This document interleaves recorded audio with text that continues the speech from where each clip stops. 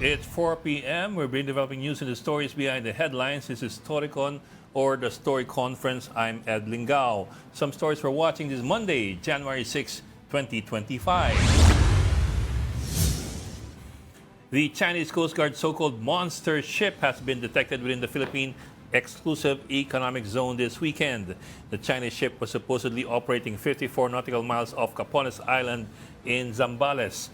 The National Security Council assures naval and air assets are keeping a close watch on the vessel. The 2025 national budget is allocating 363.2 billion pesos for unprogrammed funds, 362. This is the lowest under President Bongbong Marcos so far. Despite the reduction, the unprogrammed funds remain significantly higher than the executive's initial request of 158.6 billion pesos.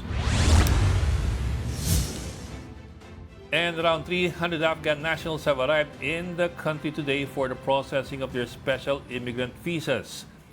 This is part of the deal between Washington and Manila that says the Philippines will temporarily house Afghan nationals within a 100-day period. Applicants must complete their documents for resettlement in the U.S. within 59 days.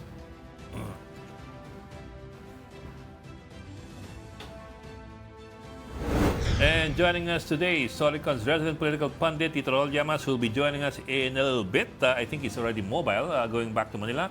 And from the Philippine Star, we have Editor-in-Chief Ami Pamintuan, all the way from Parañaque. Ami, dilaw na dilaw ka for Monday.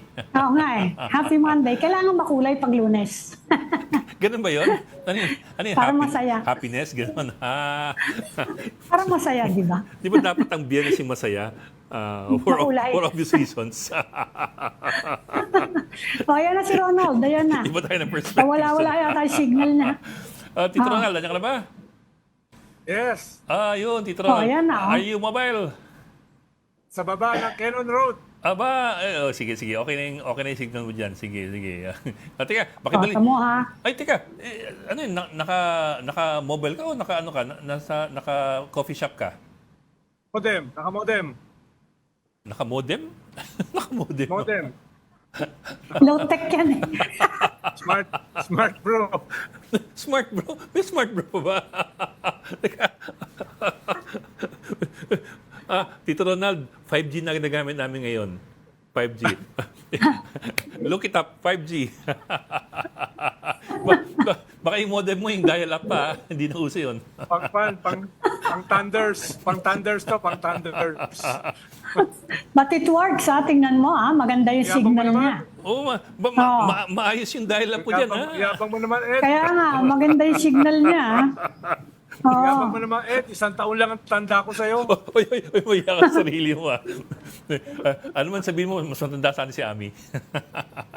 Hoy, loko yung dial-up na yan ha. Nakakasend ako noon all the way from the US. Across diba? the US. Puro dial-up. Ano ang pinapadala mo? ganun ka, Text lang siguro pinapadala. Mga istorya, walang picture. Sige. Hindi naman ganyan.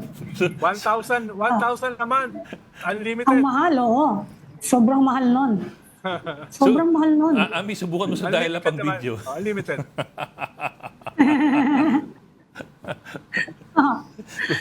Kung hindi Dilaw ka... na dilaw si Ami, ah. Oo nga di ba? Hoy, kinocongratulate ko si si Marites natin in-house Marites eh. Kasi di ba lumabas ngayon sa New York Times kung paano nakataka si Edgar Matobato.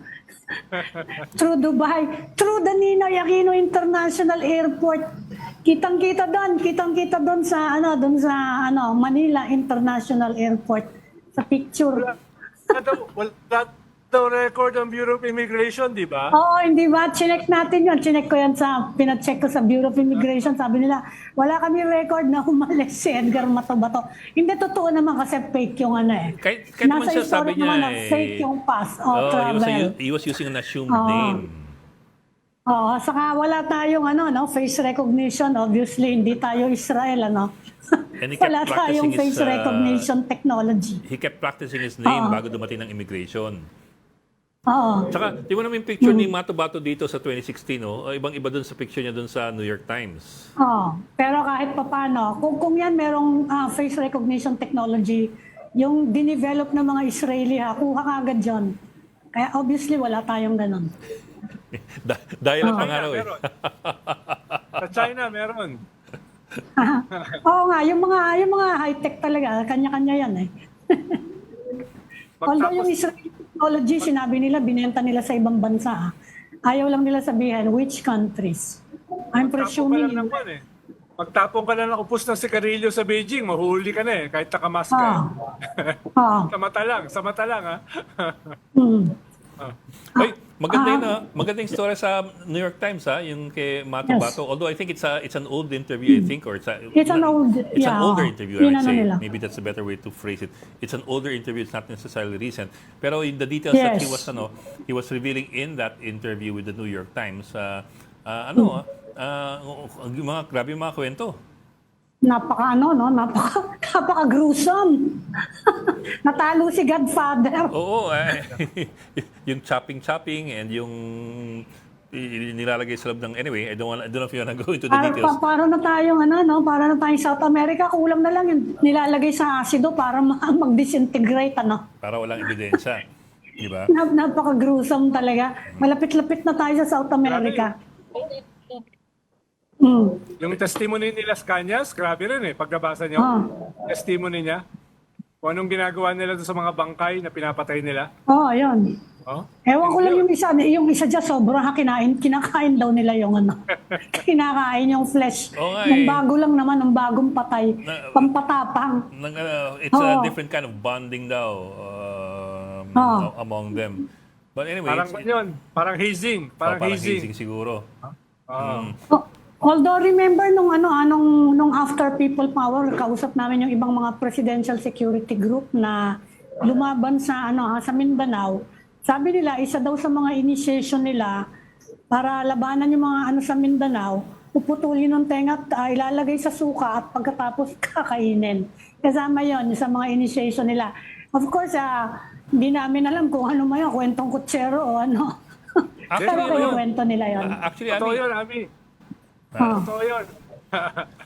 Actually, Bok, mga 2006 o 2007, na-interview ko si Palparan, si Obito Palparan.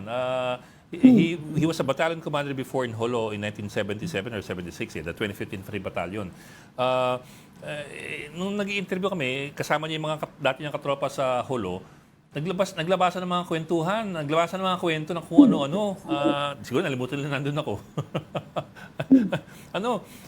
Yung ginugupit daw yung tenga, minsan daw ulo, para may pang-body count sila. Siguro nahihimas-masan minsan na nakita nandun ako. Pero hindi na namin ginagawa yun. Biglang gumana sa akin. Okay. Yan nung 70s, nung height ng gera, yung sa MNLF at saka yung mga tandaan, yung mga ilagay. Kaya tagpad ang tawag sa kanila. Kaya tagpad ang tawag sa kanila. Kaya may konti ritual cannibalism. Meron ganon. Sino yung pare doon? Si Father, yung nakamoto tapos binaril ni Tapos kinain yung utak. Yung liver, di ba? Utak. Anyway. Tapos na pardon eventually. I forget his name Remember that? Yung head ng Hindi ko matanda ng pangalan Head ng Lost Command. Pati yung pare it was a foreigner priest. Ang tawag sa kanila mga Lost Command. Ito daw si Mato Bato, may kasama daw dun sa eroplano na 2 pare Sabi ko, at saka tinulungan daw ng mga sabi ko baka kasama si Ronaldo Ronald, sige na, mag-confess ka na, Ronald. Hindi pa naman ako pare. Si Edlingao ang pare. Baka si Father Edlingao. Alam mo si Tito Ronald ng church, saka 2 pare. Masyado maraming kasalanan si Tito Ronald. Parang kilala ko yung 2 pare na yun. Parang lang. May suspension rin ako. Pinangalan ng pare doon pero hindi naman sinabi kung siya yung kasama sa eroplano. Oh. May pinangalanan sa article, pero hindi natin alam kung sino. But you know what surprised me? I suppose this is a bit of a surprise for a lot of other people. Eh. Si Las Cañas, we know that he's been in touch with the ICC for quite some time already. Si Mato Bato pala all this time was never involved in discussion. Oh yeah, he was never involved in discussions with the ICC. And all the while, at least most of the time, he was here in the Philippines. So I think that comes as a surprise to a lot of people who already assumed that they were both testifying Nauna with siya, the ICC. And si Siguro medyo mukhang ngayon, medyo involved hirap siguro siyang makontak ng ICC kasi may language problem, di ba? He's unschooled eh. Kaya medyo mahirap kung magtatanong kahit by Zoom, mahirap eh. Kailangan may kasama siya na magsasalita. Nga last December, kumuha yung ICC ng mga Visayan speaking ito yung may ad sila. translator. Oo, may no? advertisement sila. Mukhang nakakuha na sila before Christmas. Nabalitaan ko lang. Tanong ko, Ronald, alam ba ng gobyernong to, ng Marcos administration, na nakaalis siya? Kasi at that time, remember, sinabi mo around that time na medyo umaano na yung gobyerno na, labas na kayo mga witnesses, di ba? Nag-aaway na at that time yung dalawang malalaking higante natin sa politics. And meron nag-open na ng konti, some form of cooperation with the ICC. So yun ang tanungan ngayon. Alam ba na nakalabas siya? Well, the other Kasi thing, medyo- the other question I suppose is is there anything pending with the Mato Bato in terms of warrants or whatever? Kasi I do remember there was a time he was with the Witness Protection Program. There was a time he was with WPP. Yes. And then he left the WPP. Yes. So I don't know kung meron siyang... Ronald, would you know? Meron ba siyang pending any Wala. warrants of at all? At all? Alam ko, wala. Wala. So he's Ako free. rin, He's free wala to ako move around. alam. Wala rin akong alam. And Kaya also, kung sakasakali, Baka mga rogue element sa gobyerno nagpalabas sa kanya. talagang rogue elements. rogue element ka ba? Sa gobyerno ka ba? Mga rogue elements, no? And Parang also, Rogue lang siya. Para may deniability yung gobyerno. Kaya ikaw nga, may parang di ba? ganun, ha? A bit of background lang, ha? Okay, si Mato Bato, if I remember right, he started making revelations in 2014 or 2015, even before Duterte came into power. And then when Duterte came into power, then Ako ni that's De when he Lima. left.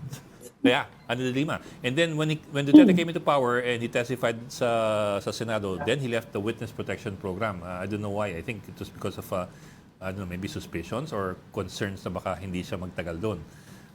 Now before that, he claims to have been a part of the CHDF and then CAFGU, and then he was recruited in 1988 daw to be part of the Lambada Boys ni dating Mayor Duterte. Lambada Boys ang tawag daw nila sa sarili nila. Pito. Yung first pitong mga batch killer. ng Lambada Boys. So, pito. And supposedly, this is still according to him, supposedly, nung una raw, natutuwa sila kasi ang mga targets daw nila ay yung mga kilalang pusher, killer, rapist, holdupper, magnanakaw sa Davao City at kasama rin ng mga pulis. So at the start daw, at the outset, they felt like they were doing daw, at least supposedly, they were doing daw the public a favor. So may ganun pa raw perception at that time, at the start. However, that changed supposedly along the way when other targets started being introduced that were more political and business in nature. Nandyan din yan sa New York Times story, inulit niya lahat. Ang bago lang actually dyan yung detalye, yung kung paano nga nakatakas. Tsaka May yung mga picture kasama pa. na niya. At tsaka yung mga May kasama na niya picture yung pa sa naiya.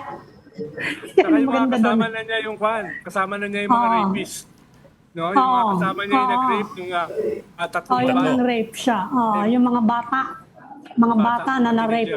Oo. Pero ako niyan, di ba, Ami, consistent yan doon sa testimony ni Digong sa Senate na meron siyang pitong assassin. Ang tawag niya Lambada Boys. Di ba? Consistent yan. Inamin naman ni Digong na meron Yes. siyang pitong na tikapatay. Oo. Ang ano lang niya, ang contention niya lang na lahat ng pinatay nila, which is also what ayan si Bato de la Rosa, yan din na sinasabi, lahat ng pinatay nila mga criminal elements. Saka Yun ang lumaban. magkakaiba sila ni Nanlaban. Mato Bato na pati daw yung mga, yun na nga, pati mga batang ni-rape, teenage girls na ni-rape, pinatay. Yan ang pagkakaiba dyan. Talagang ano yan, torture, rape, torture, and summary execution. Tapos chinap-chap. Chinap-chap. Tapos pinasok sa loob Yun yung ang ano. word niya. Chap-chap. Pinasok sa loob yung Chinap-chap ulo. niya. Oo. Pinapasok yung ulo sa, brutal ano. Pinapasok sa loob ng katawan para hindi na makita. Buti nga hindi hapunan ngayon. Ay, meron din nga, ano, hindi pa kaya pwede natin pag-usapan, ano, hindi oras ng kainan ngayon eh. Merienda ngayon eh. Sobra.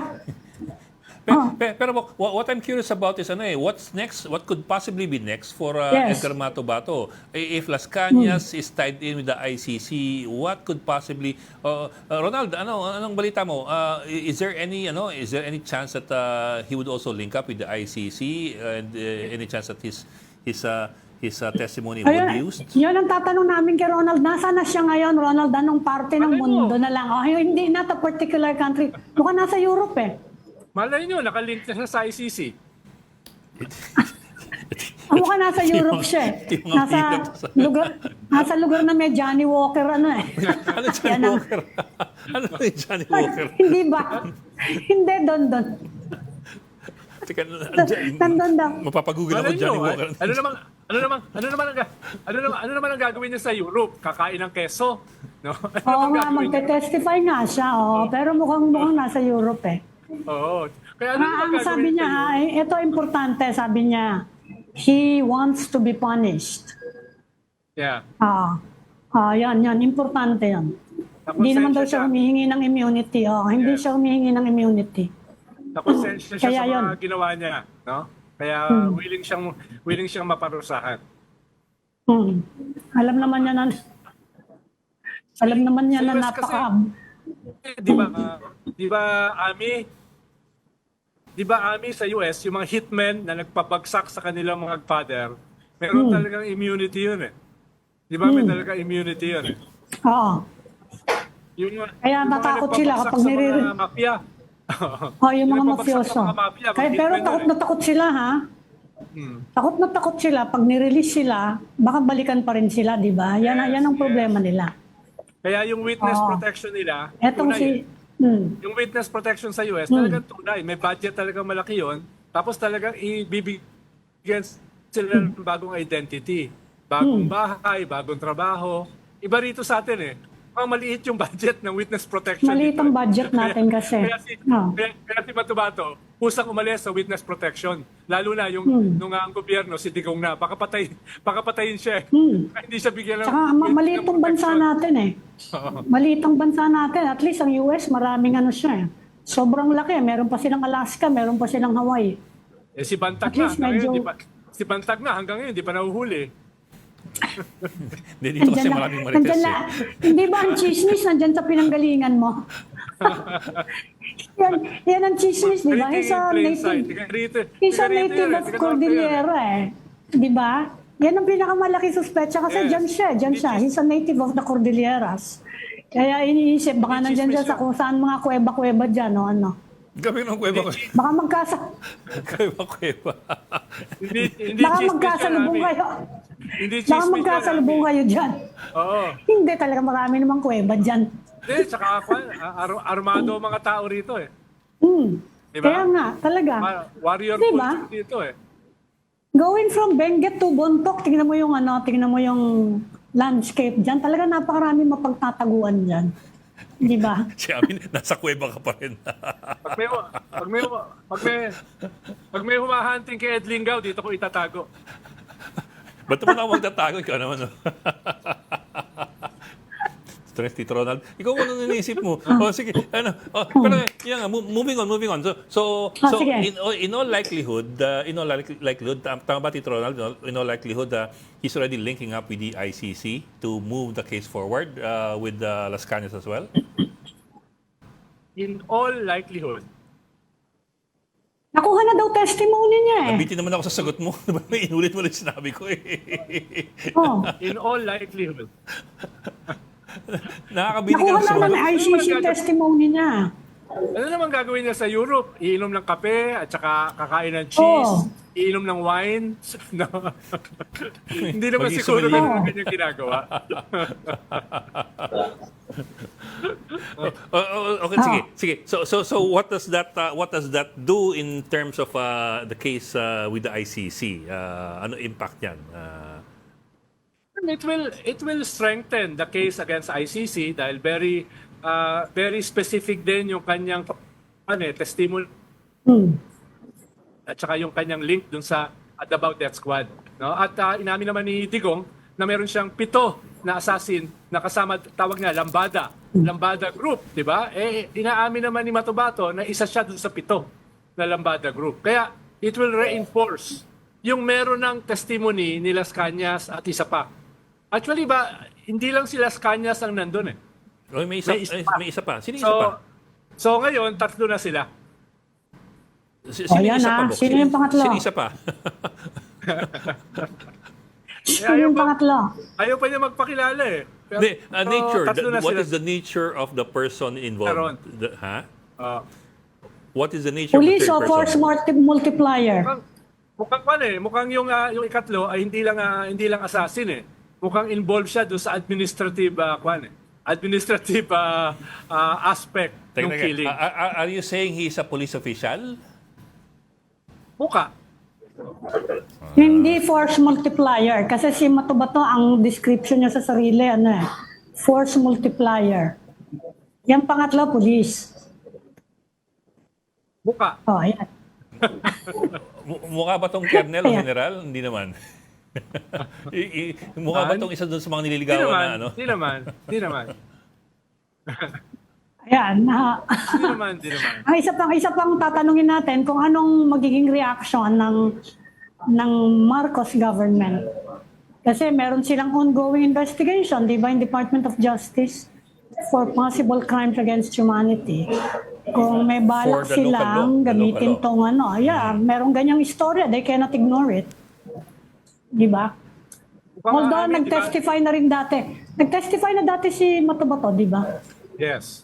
At sinabi naman nila na they will consider the story. Sinabi naman nila yon na they are looking into all these old stories. Ang bago lang nga dyan, yun na nga, nalusutan sila nung umalis or pinalusot. Hindi natin malaman. Yan mga haka-haka lang yan. Mga haka-haka yan. As of today, ha? Baka bukas may iba na tayong istorya. Mukhang kami ang pinagdedebatihan naman kung anong klaseng kaso yung ipafile eh. Yan na nga. Paano yung original recommendation ng Quadcom, yung international humanitarian law, which is basically crimes against humanity. Ang problema Yes. doon, baka mag-invoke ng complementarity yung mga Duterte na sarado na yung ICC issue dahil may kaso na kami rito eh. Mas gusto namin kasuhan kami rito. Although, sabi nga ni Yes. Ed Lingao, kasama naman sa mga rules na pwede naman mag-defer yung Philippine government sa May isang defer, international may defer. body. Kung gugustuhin nila. Pero Pero kung para gusto nyo talagang maparusahan, mas madaling magparusa dito, di ba? Kasi ayaw mag-cooperate sa ibang bansa yung mga principal accused eh. Sabi nila, pero kung dito, haharap sila, at pwede naman bilisan niya kung gusto natin bilisan eh. We've seen it happen before. So kung talagang gagalingan yung investigasyon, considering all that's happening, all the testimonies, pati itong pinaka-latest, pwede siyang bilisan eh. Nakakahiya naman kung hindi nila mabilisan niya. Ami, may huli lang ako pahabol ng tanong kay Tito Ronald. Sana masagot niya. Mukha bang Matubato was allowed to leave the country? That's yun the na nga impression I got from you kanina when you said na na parang may sabi kanina parang gano'n na parang parang pinabayaan lang, cover story na lang na makaalis siya. So are we getting that are we getting it right na mukhang he was allowed to leave the country because he was going to serve a different purpose abroad? Alam mo, sa politika naman, wala namang strictly right or wrong eh. Ano nga sagot yun? Pwede naman kasi parang si Harry Roque, no? Nakatakas siyang on his own, moto proprio, di ba? Pwede naman ginawa niya yan on his own. Tapos, nung lumalabas na siya ng Bureau of Immigration, medyo nakatingin sa kaliwa yung Bureau of Immigration, kaya nakalabas siya. Okay. Nakatingin sa kaliwa talaga. Okay. Sige. I'll leave it at that muna. Bok, we have to go into a break kasi we have a 5-minute break and then we come back with, ikaw talaga, Tito Ronaldo, and then we come back with Mayor Benji Magalong Di ba pag of Baguio nalingon City. di ba pag nakalingon ka, nasasalisihan ka? Ako nangyayari sa akin yun eh. Nalilingon ako pag na-atching ako, pero hindi ako lumilingon lang basta-basta. Pero kung, Ronald, kung ganyan ka high profile mga tao at matagal nang pinag-uusapan, hindi ba medyo mahirap looking the other way? Tsaka ang haba baka- naman lingon na yun. Halimbawa, pareho ni Harry Roque. Baka nagbago siya Diba? ng itsura. Halimbawa ako, pag naglagay ako ng Hindi, buhok, nandun sa picture, walang pagbabago. pag naglagay ako ng buhok, hindi niya na ako kilala. Wala siyang disguise. Okay. Sige, wala nang pupuntahan to. Mag-gap na tayo at sa ating pagbabalik, kasama po natin si Baguio City Mayor Benjamin Magalong. Pag-usapan natin maraming bagay. Let's get to that in a while. Okay, maraming salamat. You're watching StoryCon One News. We just need to take a break. We will be right back. We've got developing news in the stories behind the headlines. Welcome back to StoryCon or the Story Conference. I'm Ed Lingao with Ami Pamintuan of the Philippine Star and Tito Ral Llamas, our political pundit on the way down from Baguio City. Let's bring in our next guest all the way from up there in Baguio City Mayor Benji Magalong. Sir, magandang hapon. Thank you for joining us this afternoon. Magandang hapon, Ed. Magandang hapon, Ami, and magandang hapon, Sir Ronald. Good afternoon, Mayor. Good afternoon, Mayor. Mayor, sana hindi ka pinagod ni Ronald. Hindi naman, nag-enjoy lang siya rito, nagdagdag lang siya, tumulong siya sa maayos yung magdagdag sa ekonomiya ng Baguio City. Gumastos siya. Okay. Okay, sorry. Well, let me zoom in into one thing in particular. You released an open letter about the budget several days ago, I think. But I'm not exactly sure about the date. I just know about the contents. Pero sir, when the President signed the budget for 2025 on December 30, he supposedly cured some of the complaints against the BICAM version. I am wondering lang if you feel that the concerns were addressed, kasi I don't know if your open letter came after the signing or before the signing. So what do you think of the signed GAA for 2025, specifically yung AKAP, specifically yung increases doon sa DPWH at yung unprogrammed funds? Well, alam mo, Ed, all the while, akala ko pag-uusapan natin yung tourism sa Baguio. Ay, we'll also get there, sir. Hindi ko alam yun. Sorry, sir. Nahuli yata ako rin. Anyway, first, I just would like to clarify na yung anim alyansang nagkakaisang mamamayan is Yes, sir. a group of advocates for good governance at yung fight against corruption. And it's composed of retired generals, may mga clergies di siya, people from the private sector, from the health sector, youth sector, women's sector, iba-iba. At I'm not a member of ANIM. Isa lang ako doon sa mga pumirma no kanilang manifesto. So, pagdating naman doon sa critical issues ng budget, talagang kami, may ginawa rin ang ating presidente na din niya, nabito niya yung worth 194 billion. Pero siyempre may kakulangan pa. No? Siguro may reasons kung bakit niya hindi niya masyadong natutukan pa yung AKAP. Pero yung AKAP kasi talagang nagulat kami doon sa amount, 26 billion. Doon sa pondo ng DPWH na increase pa uli ng 288 billion na hindi naman hinihingi ni Secretary Bunuan. Tapos yung unprogrammed amount, yun na nakakatakot yung unprogrammed. Although, pero pa rin, malaki pa rin yung sabihin natin ang nabawas doon sa unprogrammed amount is about 168 billion. Pero malaki pa rin ang unprogrammed. Ibig sabihin, anytime pwede silang mag-disburse ng fund, gamitin nila sa iba't ibang mga proyekto nila. At nakakatakot yun. Nakakatakot yung ganung kalaki. So, yun na mga kina-question namin na pinirmahan ko dun sa manifesto na yun. Sir, in particular yung AKAP, kasi yung AKAP, again, as you also pointed out, the AKAP was not even in the National Expenditure Program for this for 2025. I mean, it was not even submitted by Malacanang. Yet it was put in put in by the BICAM, and it was approved pa rin by the President.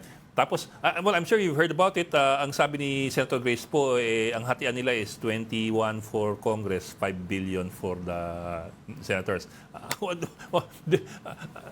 May I ask you, you think, are you also of the opinion that that's kind of pork barrel?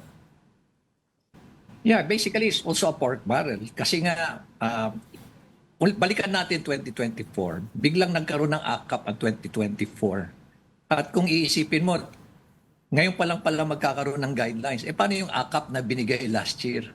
Na ang dami namigay last year. Wala pa lang guidelines pala yun. No?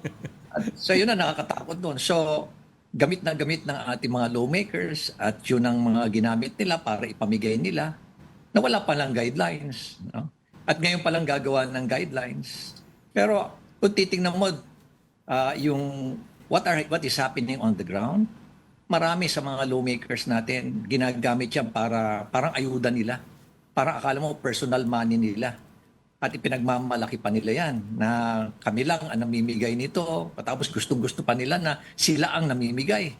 Para talagang magpapasalamat yung tao sa kanila. Never sila, no? Bihirang-bihira sa mga lawmakers na nagsasabi na itong AKAP na to o itong AX na to, ito yung mga natatanggap nyo na to, taxpayers money. Pera ng bayan ito. Ito yung mga taxes na binabayaran nating lahat. Pag tinatanong ko nga yung mga beneficiaries, at sabi ko, who's filing your income tax? Kukunti lang. Ibig sabihin niya, wala kayong binabayad na tax. Lahat tayo nagbabayad ng tax. Every item that we buy at the stores, the department stores, every food item, may tax yan. Kaya tayo ang may pera ng bayan yan, pera natin yan, at binabalik lang sa atin. Kaya dapat wala tayong utang na loob.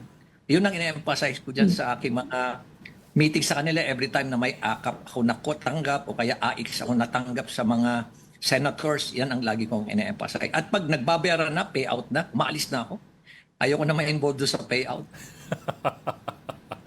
Di ba pwedeng pigilan nyo ng mga local government executives, senator, mayor, halimbawa, sa bagay, senador yan, saka congressman, biglang susulpot doon. Kasi DSWD has been saying na wala dapat kinalalaman ang politician sa pagdidistribute niyang mga ayuda na yan, AX or AKAP, wala daw silang dyan eh.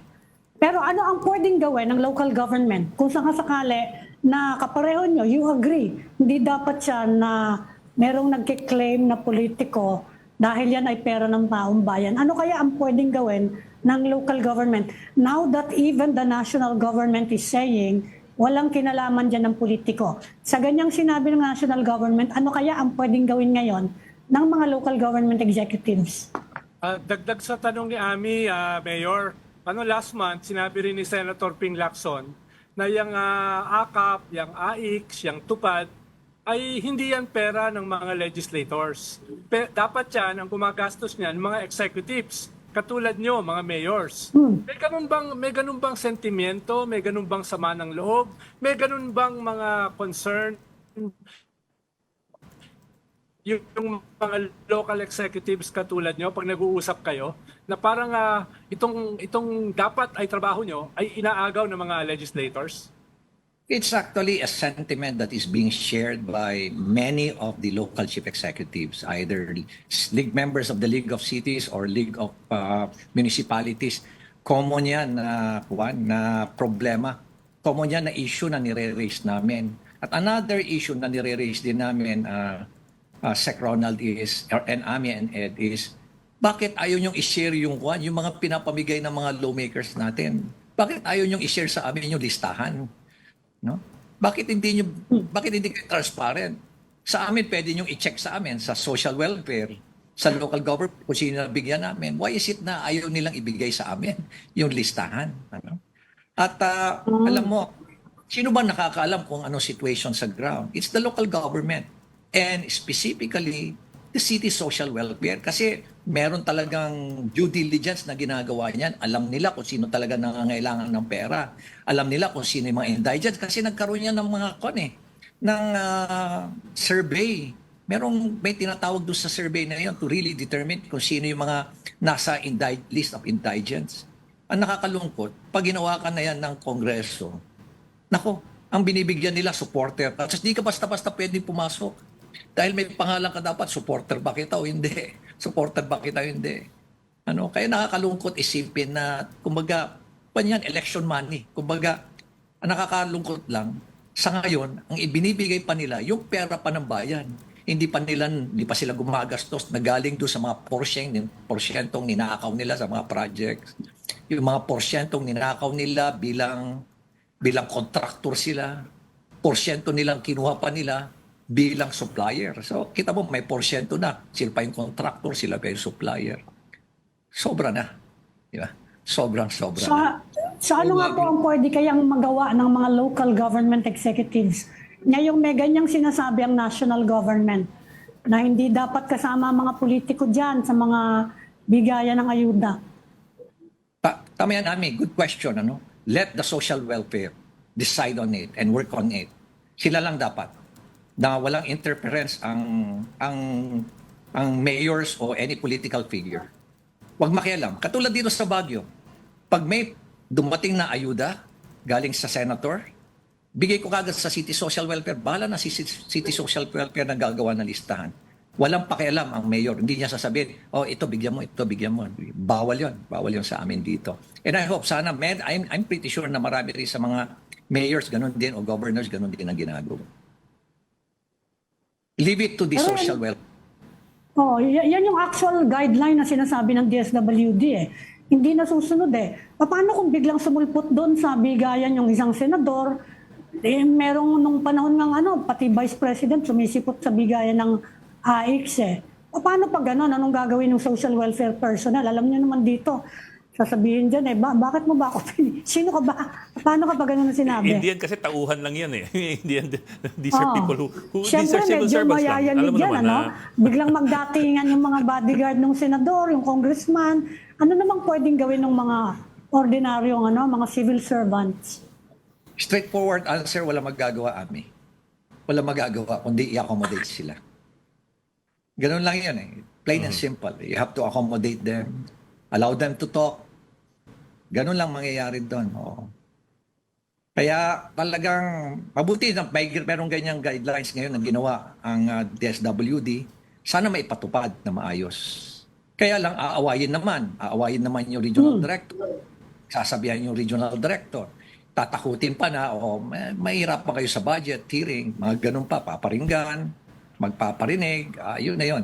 Siyempre, matatakot yung regional director. Actually, Mayor, as early as I think May of 2024, in-announce ni Secretary Gatchalian na bawal ang mga politikong mag-distribute ng Yes. But it was still done. It was still done consistently kasi you can see the video.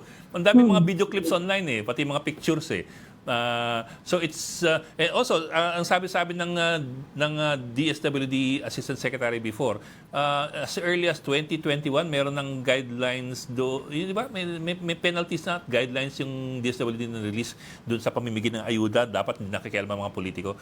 So yung guidelines are not exactly new. Unfortunately, tama ka Ed. Unfortunately, hindi nasusunod. These are the realities on the ground. Hindi nasusunod. Kami, Mayor, Yes. nandun kami ni Ami, Mayor, nandun kami sa stage, tutulak namin sila sa entablado. Sino lang naghahanap ng Kunyari away. magsusumba ako. hindi, tatanong ko lang, Mayor, kasi you have also been talking about the corruption in public works projects. At lalo na, matagal nyo na nababanggit yan Meron ba kayo nakitang improvement? Siguro over the past 2 or 3 years, dun sa mga reklamo nyo, nagkaroon ba ng action, nagkaroon ba ng reforms? Dahil detalyado yung iba yung mga sinasabing di ba? Na paano nakukuha yung pera, sila na yung contractor, sila pa yung lahat-lahat na. Hindi ba may conflict of interest, may kickback pa? meron ba kayo nakitang improvement or reforms in the system, structural? Ewan ko kung may naggagawa. Alam mo, maganda naman ang reputation ni Secretary Bunuan. Kaya lang siguro hindi pa Yes. namin hindi pa nag-trickle down sa amin. Ano? Pero ang tanong ko lang is, sino ba namimili doon sa mga district engineer? Sino ba namimili doon sa regional director ng DPWH? Sino ba nag-a-approve ng mga projects nila? No? Gusto niyo malaman kung sino? Sino po? Your guess is as good as mine.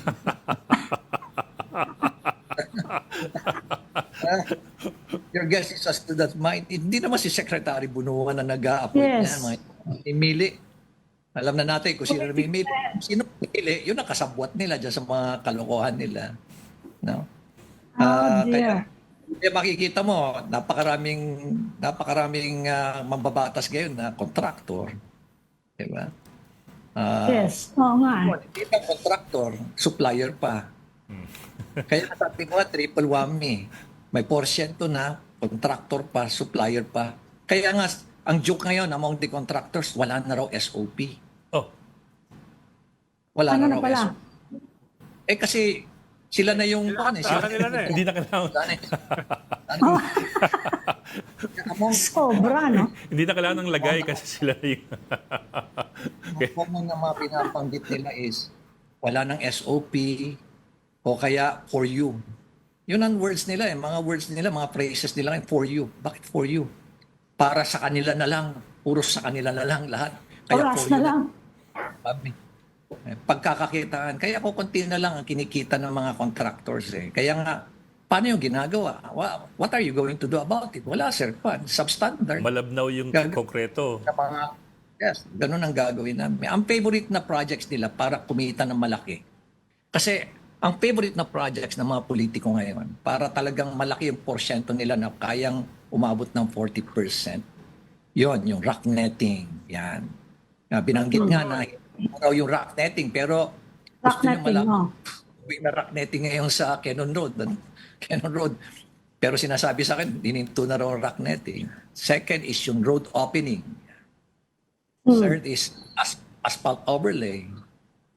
Instead na nila ng maraming beses, kukunti lang para hindi bumagsak doon sa kwan. Alam, bago ngayon na kwan is 4 millimeters na lang yata, 5-6 millimeters, ganun. Hindi nila Para gaano palit ng palit. Ang lit nun ah. palit.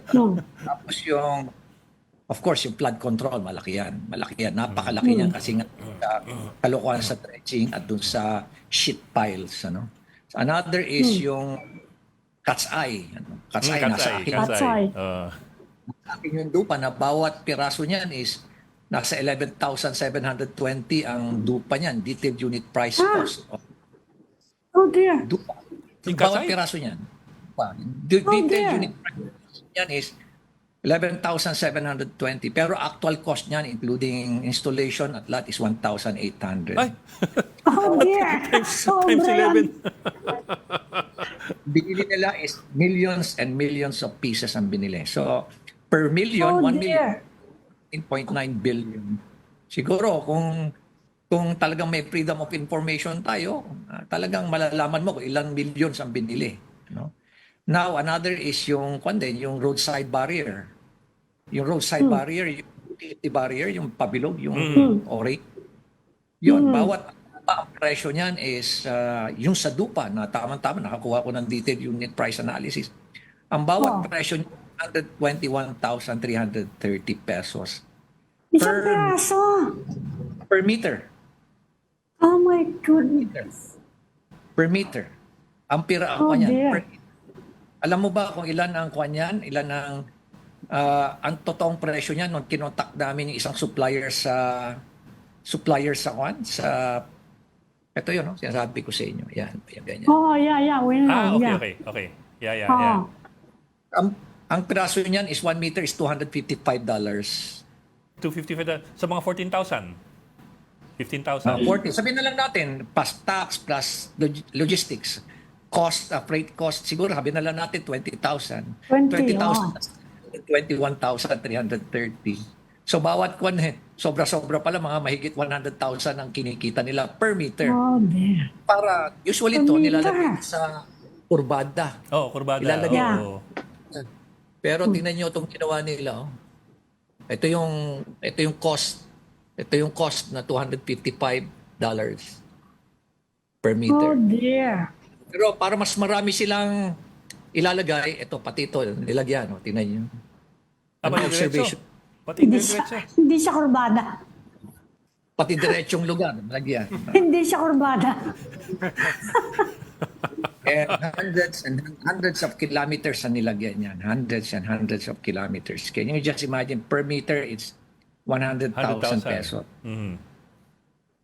At Kwarta marami, natin yan. Oh, si Mayor, ang daming revelation ni Mayor. Oo nga eh. Kulang tayo, kulang na oras. Kulang ng oras. Imbitahin pa natin ulit si Wala. Mayor. Mayor. Mami. Can we have you back Wala pa one tayo of doon these sa days? tourism. Oh.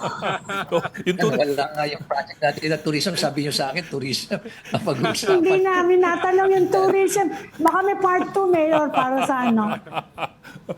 Mayor, but can we have you back? Ano, Yes, yes. We can talk about tourism and this, part 2. Oo, part 2, part 2. Oo. Maraming salamat, Mayor Magalong. Thank you for joining us this afternoon. Salamat, Mayor. Thank you, Mayor. Happy Three Kings. Happy Three Kings. Happy Three Kings. Oo. Ay, Magdala kayo Hindi ng mga happy ang barrier. Three Kings natin eh. Bad news. Oo, Three Kings. Three Kings, Bad may dalang news. mga barrier. Ipagdasal po natin. Sila, sila may happy Three Kings. Tayong taxpayer, hindi. Grabe, times 10, times 11. Kwarta natin yan, yan. Okay. Yan, pag uukol, may bubukol. Ano ba yung kasuyan? Oo nga, oo. O, tika, pinapalis Bubuo tayo. yan. Pero balikan natin yan na maybe this week. Ha? If not this week, next week. Sige, sige. Moderate your greed. Moderate your greed. Oo nga. Sabi nga ni... Sino sabi niya? Si Neri ba nagsabi nun? Was it Neri? Si Romy Neri. Okay. Thank you for joining Storycon this afternoon. Ami Pamintua, Editor-in-Chief ng Philippine Star, and Tito Raul Llamas, our resident political pundit. Jessica, and tomorrow at 4 p.m. for the Storycon. I'm Ed Lingao. We are One News, all sides, all the time. This is the Story Conference Group or the Storycon Group.